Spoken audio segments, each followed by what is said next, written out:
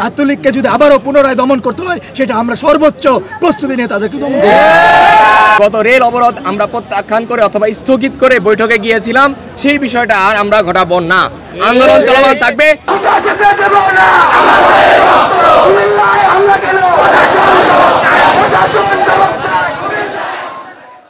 আপনারা জানেন জুলাই গণ অভ্যুত্থানের পরবর্তী সময়ে দেশের সবচেয়ে বড় আন্দোলন আমাদের পলিটেকনিক শিক্ষার্থীদের আন্দোলন।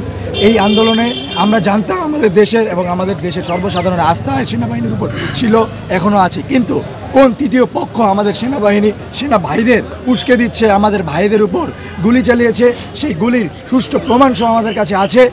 আমরা চাই এই হামলার সুষ্ঠু বিচার করা হোক, সুষ্ঠু তদন্ত চালানো হোক এবং যারা এই হামলাকে উস্কে দিয়েছে, যে তৃতীয় পক্ষ এখানে কাজ করেছে, তাদের দ্রুত বিচারের আওতায় আনা হোক। যে ভাইয়েরা আমাদের হাসপাতালে ভর্তি রয়েছেন তাদের দ্রুত চিকিৎসার আওতায় সরকার কর্তৃপক্ষ ব্যবস্থা নিক। দুইজন ভাইয়ের অবস্থা আশঙ্কাজনক, তাদেরকে ঢাকায় নিয়ে এসে দ্রুত সরকার কর্তৃপক্ষ থেকে কোনো প্রতিনিধি টিম পাঠিয়ে তাদেরকে সর্বোচ্চ সহযোগিতা করার অনুরোধ থাকবে। দীর্ঘ 7 মাস বারবার দফায় দফায় বৈঠক করার পরও আমরা আশ্বাসের উপর আশ্বাস পেয়ে গেছি এবং বারবার আমাদের বলা হয়েছে যে আলোচনা করতে হবে। এরই ধারাবাহিকতায় গত মার্চ মাসে একটি হাইকোর্টের একটি রিট প্রকাশিত হয়, যেখানে দেখা যায় আমাদের ক্লাব ইন্সট্রাক্টর যারা আমাদের অফিস সহকারী এসএসসি এইচএসসি পাস, তাদেরকে শিক্ষক পদে পদায়ন করার জন্য রিট প্রদান করা হয়। যে রিটকে ছাত্র সমাজ কালো রিট হিসেবে আখ্যা করতেছে এবং এই রিট ছাত্র সমাজ প্রত্যাখ্যান করলো। ঠিক তারই পরিপ্রেক্ষিতে 6 দফা আন্দোলন আবার পুনরায় সংগঠিত হয়।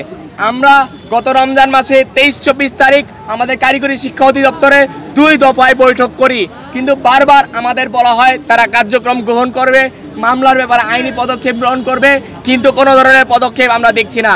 আমরা বারবার বলেছিলাম যে 18 জন মামলার সাথে জড়িত যারা আমাদের সেক্টরকে ক্ষতিগ্রস্ত করতেছে তাদের বিরুদ্ধে যুক্তিযুক্ত ব্যবস্থা গ্রহণ করা হোক, কিন্তু দেখা গেছে আমরা এখনো কোনো প্রকার ব্যবস্থা দেখছি না। বারবার বদলি করা হচ্ছে, কিন্তু বদলি কিন্তু যুক্তিযুক্ত কোনো সমাধান নয়। দেশব্যাপী আমাদের আন্দোলন চলমান, সেটা শুধুমাত্র আমাদের কারিগরি শিক্ষার্থী পলিটেকনিক শিক্ষার্থীদের। আমাদের সরকার, এই সরকারকে গঠন করেছি আমরা, এই সরকারের জন্য আন্দোলন করেছি আমরা, কিন্তু কোনো তৃতীয় পক্ষ যারা ছাত্রলীগ নিষিদ্ধ সংগঠন বিভিন্নভাবে উস্কে দিচ্ছে আমাদের ভাইদের এবং দেশের পরিবেশ অস্থিতিশীল করার পায়তারা করছে।